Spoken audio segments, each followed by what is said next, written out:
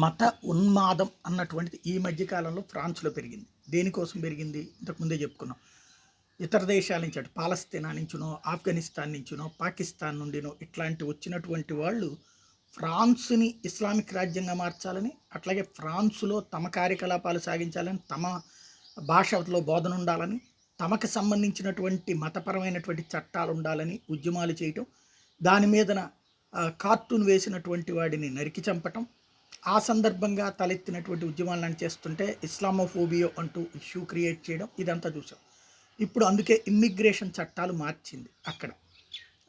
ఖచ్చితంగా దేశంలో రావాలనుకునేటువంటి వాడికి ఎట్లాంటి పద్ధతులు ఉండాలి ఇదంతా కూడా. ఎస్పెషల్లీ ఈ ఎలా అయితే ఈ దేశాలు నుంచి ఉన్మాదాన్ని ప్రోత్సహించే, పోషించే దేశాల వాళ్ళని రిస్ట్రిక్ట్ చేసేటటువంటి చట్టాలు. దానికి వ్యతిరేకంగా ఇప్పుడు ఫ్రాన్స్‌లో పెద్ద ఎత్తున ఉద్యమాలు జరుగుతున్నాయి. హింసాకాండ చెలరేగుతుంది. ఫ్రాన్స్ సైన్యాన్నే విసిగించేటటువంటి స్థాయికి వచ్చేశారు.